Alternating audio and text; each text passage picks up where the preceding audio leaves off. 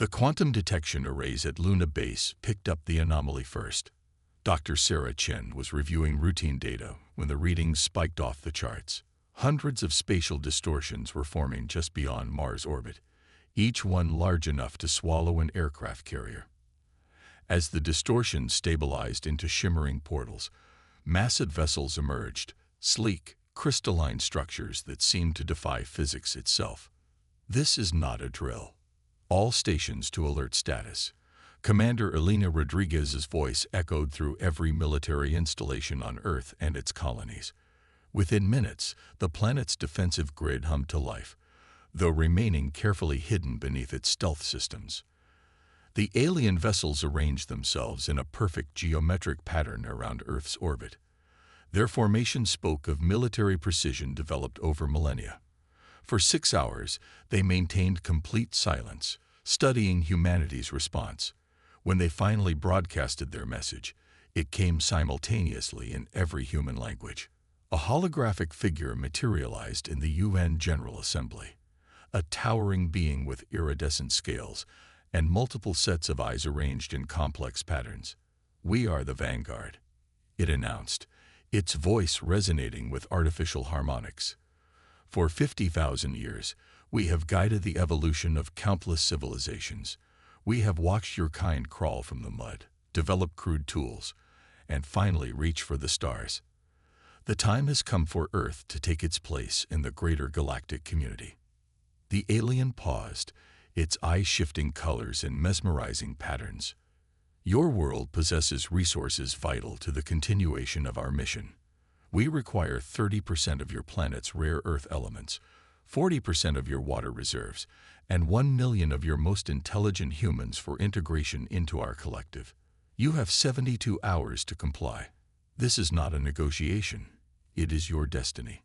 In the Pentagon's Strategic Command Center, General Maya Williams watched the transmission with stone-faced calm. "Get me the President, the Joint Chiefs, and every major military commander on secure channels. And someone find Dr. James Harper. I want our head of xenotechnology here yesterday." As the world's leaders gathered virtually, panic began spreading through major cities. The Vanguard ships cast strange shadows over population centers, their crystalline structures refracting sunlight into otherworldly patterns. Social media exploded with theories, fears, and desperate prayers. But in hidden facilities across the globe, humanity's real response was already beginning. Deep beneath the Atacama Desert, quantum computers processed the aliens' energy signatures.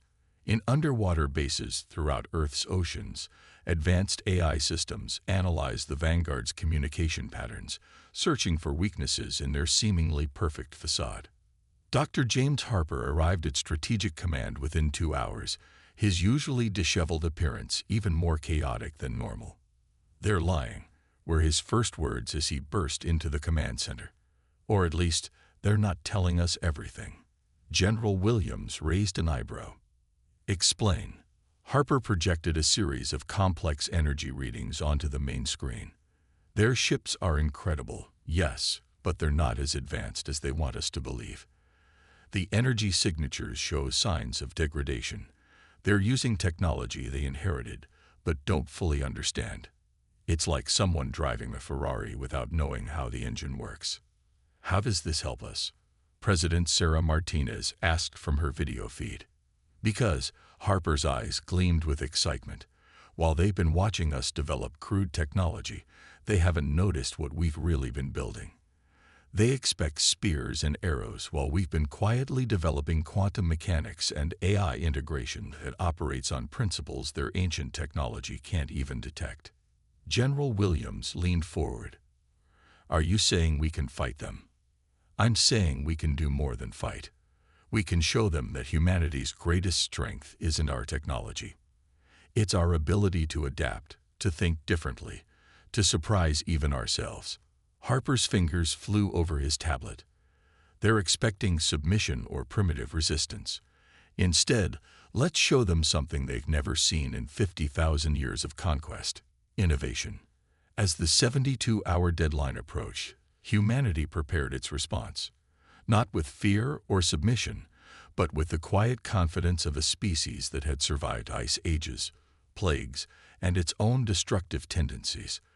The Vanguard was about to learn why humans were the only species in known space to have so many stories about defeating giants. In the final hours before the Vanguard's deadline, Earth's true face began to emerge from its carefully maintained mask of primitiveness. Deep beneath the Pacific Ocean, massive hangar doors slid open for the first time in decades. The Leviathan fleet, humanity's best-kept secret, rose from the depths. Ships that appeared deceptively simple but contained technology that would have seemed like magic even 20 years ago. Dr. Elena Santos stood in the command center of the Prometheus, the fleet's flagship, watching as her life's work finally emerged into the light. Neural interfaces online, she announced, her voice steady despite the historic moment. Quantum consciousness integration at optimal levels. The Prometheus wasn't just a ship, it was humanity's first true fusion of human consciousness and artificial intelligence. Every system, every weapon, every defense mechanism could be controlled with thought alone, creating reaction times that would have been impossible with conventional controls. Above the Martian poles, hidden bases activated their cloaking systems. These weren't the crude stealth technologies the Vanguard might have expected. Instead, they operated on principles of quantum entanglement, making them literally invisible to standard detection methods. Inside these bases, Dr. James Harper's greatest achievement waited: the adaptive defense grid. All quantum nodes synchronized, reported Captain Sarah Chen from the Martian Command. The grid is ready for initialization on your mark. In orbit around Jupiter, automated mining facilities that had appeared to be harvesting simple minerals revealed their true purpose. For 15 years, they had been extracting and processing exotic materials that existed only in the gas giant's intense pressures. These materials, when properly engineered, could manipulate gravitational fields in ways that violated what most species considered possible. General Williams stood in the Strategic Command Center, watching as humanity's carefully constructed facade of technological inferiority fell away piece by piece. "Status report on the Mind Forge," she asked. Dr. Harper's hologram appeared beside her, his avatar showing the same nervous energy as his physical self. "The AI collective is fully operational. It's already processed every second of our interactions with the Vanguard, analyzing their language patterns, energy signatures, and technological capabilities. We know more about them now than they could imagine." The Mind Forge was perhaps humanity's most impressive achievement, a quantum AI system that operated on principles even its creators sometimes struggled to understand. It wasn't just intelligent. It could process information in ways that seemed to bend reality itself. "What have we learned?" Williams asked. Harper projected a complex series of diagrams into the air. "Their technology is incredibly advanced, but it's static. They haven't truly innovated in thousands of years. They've been copying and maintaining the same systems for so long that they've forgotten how to create new ones. More importantly, their entire defensive doctrine is based on dealing with threats they understand." "And they don't understand us," Williams finished. "Not even close. They're expecting either primitive projectile weapons or, at best, basic energy weapons copied from other species they've encountered. They have no concept of quantum-integrated neural networks or consciousness-driven chip systems. Their sensors are literally incapable of detecting our most advanced technology because they don't know what to look for." In orbit, the Vanguard's massive fleet maintained its perfect formation, their crystalline ships glittering in the sunlight. They had positioned themselves in a classic siege pattern, one that had worked flawlessly against countless other civilizations. They were prepared for any resistance their experience told them to expect. But humanity had spent its entire existence defying expectations. As the deadline approached its final hour, President Martinez stood before the United Nations. Her speech was being broadcast not just to humanity, but directly to the Vanguard fleet. "For thousands of years," she began, "humanity has looked to the stars and wondered if we were alone. We've imagined countless scenarios of first contact. We dreamed of joining a galactic community." She paused, her expression hardening. "But we never dreamed of submission. We never imagined that our first contact would be with conquerors who mistake technological inheritance for superiority. You've watched us develop, thinking you were seeing everything. You weren't. You were seeing what we wanted you to see." In their ships, the Vanguard leaders watched with growing unease as their sensors began detecting energy signatures they'd never encountered before. Across Earth's solar system, humanity's hidden capabilities were awakening, revealing a level of technological sophistication that shouldn't have been possible for such a young species. "We reject your ultimatum," Martinez continued, "not because we fear you, but because humanity does not bow to threats. You've spent 50,000 years guiding civilizations down the paths you choose for them. Now it's time for you to encounter something you've forgotten how to handle, a species that chooses its own path." As she spoke, the Prometheus and its fleet breached the ocean's surface worldwide, their quantum-enhanced hulls shedding water like liquid mercury. The adaptive defense grid hummed to life around Mars, creating defensive patterns that shifted faster than organic minds could process.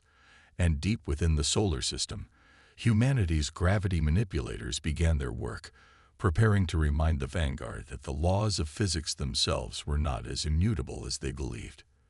The Vanguard struck first, exactly as humanity's AI predictions had anticipated. Their crystalline ships released a cascade of energy weapons that lit up Earth's atmosphere in brilliant shades of violet and emerald. To any conventional civilization, it would have been devastating. To humanity, it was the opening they'd been waiting for. "Quantum diffusion field activated," Dr. Santos announced from the Prometheus's neural command center. Her consciousness merged with the ship's eye, processing combat data at speeds that would have been impossible for either human or machine alone. "They're using standard spectrum energy weapons, exactly what we prepared for." The Vanguard's attack seemed to pass straight through Earth's defenses, appearing to strike cities and military installations. But something was wrong. There was no damage, no destruction, not even any resistance. It was as if their weapons were firing into a void. In the Vanguard flagship, Supreme Commander Nexus's crystalline features shifted in confusion. "Impossible," it transmitted to its fleet commanders. "Our sensors indicate direct hits," but its multiple eyes widened as understanding dawned. "Scan all dimensional frequencies. They're using some form of quantum displacement." But the realization came too late. Humanity's response had already begun. The Prometheus and its sister ships rose from the oceans in perfect formation, their quantum-integrated hulls shifting like liquid metal. They didn't move like normal vessels. They flowed through space itself, their neural-linked crews anticipating and reacting to threats before they even manifested. Multiple gravity distortion points detected, the Vanguard's tactical officers reported, their voices tinged with growing concern. "They're manipulating local space-time in ways our sensors can't." Their transmission cut off as the first wave of humanity's counterattack struck. The Leviathan fleet hadn't fired a single conventional weapon. Instead, they created precisely calculated gravitational singularities that twisted space around the Vanguard ships. The crystalline vessels, for all their advanced technology, found themselves fighting against the fabric of reality itself. "Fascinating," Dr. Harper observed from his command post on Mars. "Their ships are actually more vulnerable to our gravity manipulation than we expected. They're so reliant on their inherited technology that they never developed countermeasures against fundamental force manipulation." The MindForge AI collective processed the battle in real time, adapting strategies faster than organic minds could conceive them. It identified patterns in the Vanguard's responses, predicted their tactical decisions, and calculated countermeasures before the aliens could even execute their plans. In orbit, the battle took on an almost artistic quality. The Vanguard's crystal ships fired brilliant energy beams into seemingly empty space, while humanity's vessels danced through impossible geometries, their quantum-shifted forms leaving trails of distorted reality in their wake. "They're attempting to adapt," Captain Chen reported from the Martian defense grid, detecting changes in their weapon frequencies and shield configurations. Let them adapt, General Williams replied, a hint of satisfaction in her voice. Every change they make tells us more about their capabilities. The Mindforge is learning more about their technology in these few minutes than they've learned about the universe in thousands of years. The Vanguard's formation, perfect for millennia of conventional warfare, began to break apart. Their ships, designed to fight in traditional three-dimensional space, struggled against an enemy that seemed to ignore the basic rules of physics. Some vessels found themselves caught in temporal eddies, their crews experiencing time at different rates. Others faced phantom images of Earth ships that existed in multiple quantum states simultaneously. Commander Nexus watched in growing horror as humanity's true capabilities revealed themselves. These weren't the actions of a primitive species learning to crawl into space. This was something entirely new, a civilization that had developed along a completely different technological path than any the Vanguard had encountered in their 50,000 years of dominance. Full retreat, Nexus commanded, its crystalline form vibrating with stress. Regroup and reassess. We need to. But before it could finish, the Prometheus appeared directly in front of the Vanguard flagship, seemingly materializing from nothing. Dr. Santos, her consciousness still merged with the ship's systems, sent a direct transmission to the alien commander. You came here expecting to find simple humans playing with technology we barely understand. Her voice echoed through the Vanguard's command systems. Instead, you found something your 50,000 years of experience never prepared you for. A species that chose to understand rather than inherit, to innovate rather than imitate. The Prometheus's hull shifted, revealing configurations that seemed to defy the laws of geometry. Around it, space itself appeared to bend and fold, creating patterns that the Vanguard sensors couldn't even process. This wasn't just a display of power. It was a demonstration that humanity had mastered principles the Vanguard had never even considered possible.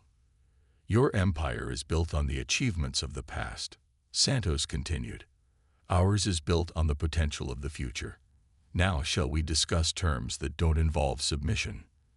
The aftermath of the initial battle left the Vanguard fleet scattered across the solar system, their perfect formation shattered by humanity's unconventional tactics. But it was in the hours that followed that the true revolution began, not in space, but in the realm of understanding. Commander Nexus, for the first time in its centuries-long existence, felt something its species had forgotten: doubt. From its flagship's command center, now positioned cautiously beyond Neptune's orbit, it reviewed the battle footage for the 100th time. Each viewing revealed something new, something that challenged 50,000 years of certainty. Our ancestors' texts never spoke of this, Nexus transmitted to the Vanguard's Council of Elders. These humans, they're not just using technology, they're creating it, evolving it. Even now, their methods are changing, adapting to our responses. Dr. Harper's voice unexpectedly joined the transmission. That's because we never stopped asking why and what if, he explained. The Vanguard leaders were startled to find their supposedly secure channel so easily accessed. While you were perfecting what you inherited, we were imagining what could be. In the Prometheus's neural command center, Dr. Santos monitored the quantum consciousness readings of the Vanguard fleet. They're experiencing a collective existential crisis, she reported to General Williams. Their hierarchical structure is based entirely on the maintenance and application of inherited knowledge. We're not just challenging their military supremacy, we're threatening their entire worldview.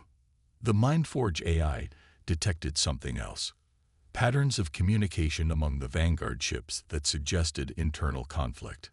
Some of the younger commanders were beginning to question the wisdom of their species' long-held traditions. The battle had shown them possibilities they had never imagined. They're at a crossroads, President Martinez observed during an emergency session with Earth's leadership. This could go two ways. Either they retreat and fortify their old beliefs, or they remember how to learn. Dr. Harper finished. Look at these readings. Some of their ships are already attempting to replicate our quantum field manipulations. They're failing. But the fact that they're trying, that's revolutionary for their society. The Vanguard's response came not from Commander Nexus, but from a younger officer named Lyra. Her transmission carried none of the artificial harmonics typical of their communication. Instead, it held something rare for their species, genuine curiosity. How? She asked simply. How did you develop in ways our ancestors never imagined? We have chronicled the development of countless species, guided them along the paths we knew. But you found different paths entirely. Dr. Santos answered, her consciousness still linked with the Prometheus' systems, because we never accepted limitations. Every time someone said something was impossible, we asked why. Every failure taught us something new. We built our civilization not on the certainty of inherited knowledge, but on the endless possibility of discovery. The response triggered something unprecedented in the Vanguard fleet. Ships began breaking formation, not in retreat, but in a pattern that the Mindforge identified as expressing interest. Young commanders, their crystalline forms vibrating with newfound energy, began requesting permission to approach Earth's vessels, not to fight, but to learn. Commander Nexus watched as centuries of protocol crumbled before its eyes. This is not the way, it protested.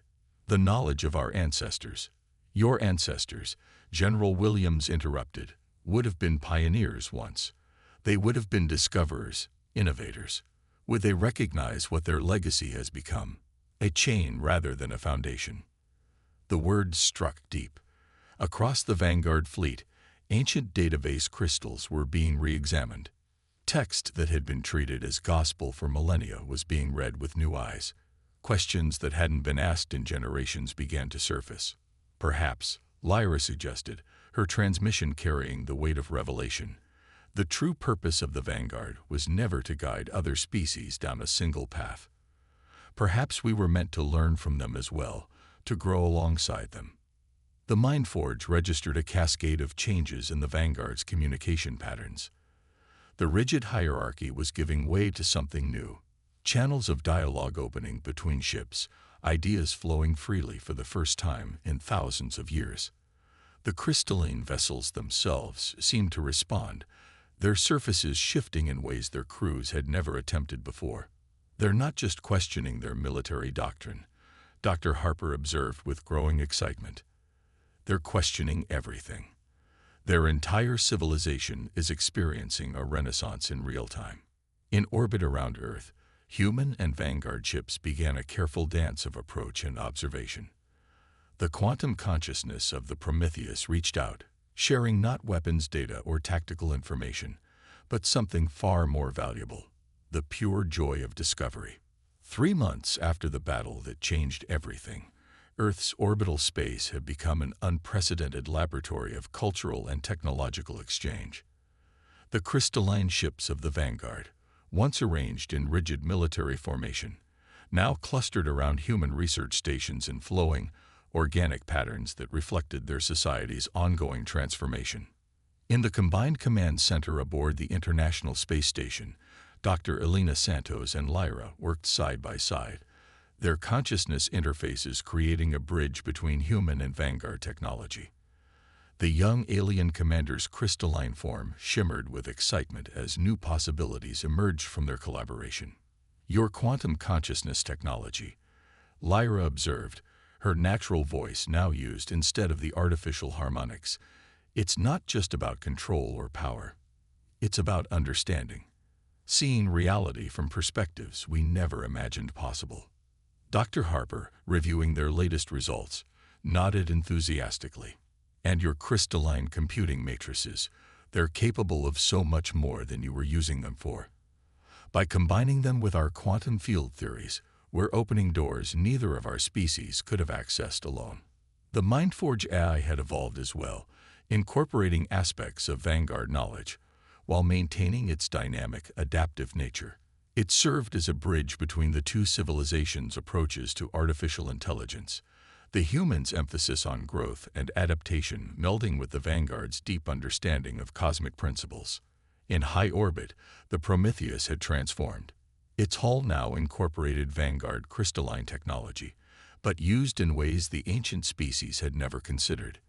The ship had become a symbol of what was possible when inheritance and innovation worked in harmony. Commander Nexus, who had chosen to remain as an observer of this transformation, sent a final report to the Vanguard Council of Elders. We came to Earth believing we would find another species to guide along the paths we knew. Instead, we found teachers. The humans have shown us that true wisdom lies not in preserving knowledge unchanged, but in using it as a foundation for growth. The Council's response marked a historic shift in Vanguard policy. After 50,000 years, they formally abandoned their role as galactic shepherds. Instead, they proposed a new model of civilization, one based on mutual learning and shared discovery. President Martinez stood before the United Nations, addressing not just humanity but representatives from both civilizations. Today, we establish the galactic exchange of knowledge and discovery. No longer will we speak of advanced or primitive species, of teachers and students. Every civilization has something to contribute, something unique to offer to our collective understanding of the universe. The initiative spread rapidly across known space. Other species under Vanguard influence, learning of Earth's example, began to rediscover their own capacity for innovation. The rigid hierarchies of the past gave way to a network of cultures, each contributing their unique perspectives to a growing pool of knowledge. Dr. Santos, her consciousness linked with both human and Vanguard systems, detected something remarkable. The quantum fields around our ships, they're synchronizing in ways we never predicted. It's as if reality itself responds differently when we work together. General Williams, watching Earth's combined fleet perform maneuvers that would have seemed impossible months ago, smiled. Maybe that's the greatest lesson in all of this. The universe has more to teach all of us, but only if we're willing to learn. In the depths of space, near the orbit of Jupiter, a new structure took shape. Built by both species using principles neither fully understood yet, the Nexus Institute would serve as humanity's first faster-than-light research center. Its design incorporated both Vanguard crystals and human quantum technology, creating something entirely new. What do you think we'll find out there? Lyra asked, standing with Dr. Harper as they observed the construction. I don't know, he replied, his eyes shining with the same enthusiasm that had driven humanity to reach for the stars. And that's exactly what makes it exciting. Every discovery leads to new questions. Every answer opens new possibilities. That's the real tribute we offer to the universe, our endless desire to understand it better. The Mindforge, processing data from the combined fleet's explorations, detected signals from distant galaxies that neither species had been able to perceive before. New mysteries waited to be solved, new frontiers waited to be explored. But this time, humanity and the Vanguard would face them together, not as conquerors or subjects, but as partners in the greatest adventure of all, discovery. As the sun set on Earth, casting golden light across the crystalline ships in orbit, both species knew that this was not an ending, but a beginning. The universe, vast and mysterious, held more wonders than either civilization had imagined. And somewhere in the distant future, other species would tell the story of how humanity's defiance led not to war, but to a renaissance that changed the galaxy forever.